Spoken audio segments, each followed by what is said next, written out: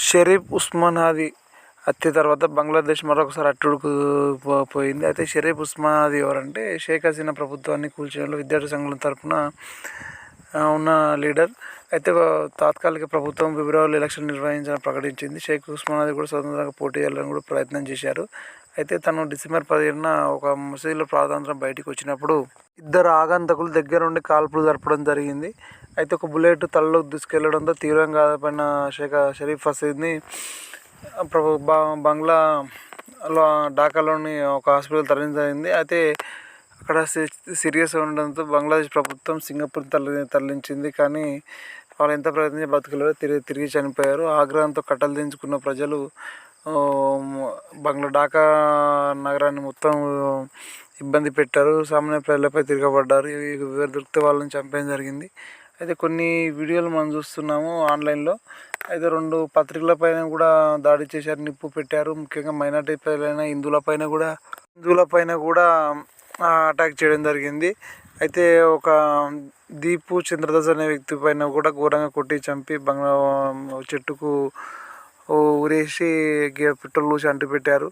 మరొక వీడియో మనము ఆన్లైన్లో చూసాము. ఒక క్రిస్టియన్ మహిళ ఒక జీప్ పైన ఒక రిక్షాలో ఆటోలో వెళ్తున్నప్పుడు కూడా హిజాబ్ లేదని చెప్పి విచక్షణ రైతున్న తంతున్న వీడియోలు కొన్ని లభ్యమయ్యాయి. అయితే ఈ షరీఫ్ ఉస్మానాదికి హత్యకు కారణం భారతే అని భారత ఐక్యరాజ్య కార్యాలయం ముందు కూడా నిరసన చేయడం జరిగింది. బంగ్లాదేశ్ ప్రభుత్వం బాధని పిలిపించి సంజయ్ అడగడం జరిగింది. దానికి భారత్ యొక్క అధికారులే కారణమని వారు ఆరోపించారు. అయితే ఢాకా పోలీసులకు విచారణలో భారత్కు ఎటువంటి సంబంధం తిరగడంతో సైలెంట్ అవ్వడం తెలుస్తుంది. అయితే ఈ రైట్స్ మాత్రం ఈ అల్లర్లు మాత్రం ముఖ్యంగా మైనార్టీ వర్గ ప్రజలపైన మరియు భారత్ యొక్క వ్యతిరేక నినాదాలు కూడా ప్రజలు చేస్తున్నారు. అయితే బంగ్లాదేశ్లో ఉన్న ఒక 3% 4% హిందూస్ ఉన్నారు. స్వతంత్రం వచ్చిన 30% ఉన్న హిందువులు ఇప్పుడు 3% పడిపోయారు. దాదాపు 95% మాత్రము ముస్లిమ్స్ ఉండడం జరిగింది.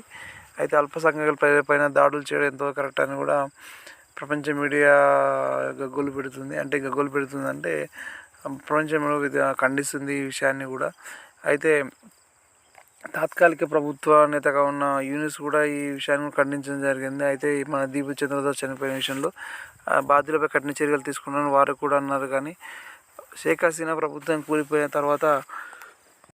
తర్వాత ఒక మంచి నాయకుడు ప్రభుత్వం అనేది ఉంటే అందరూ ప్రజలు భావించారు.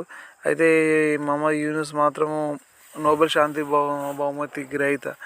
అయితే ఈయన కులాల మతాలకు అతీతంగా పరిపాలన ఉంటారని భావించారు. కానీ తను అధికారంలోకి వచ్చినప్పటి నుంచి కూడా ముఖ్యంగా భారత వ్యతిరేక కార్యకలాపాలు, హిందూ వ్యతిరేక కార్యకలాపాలు పాల్పడుతున్నారు.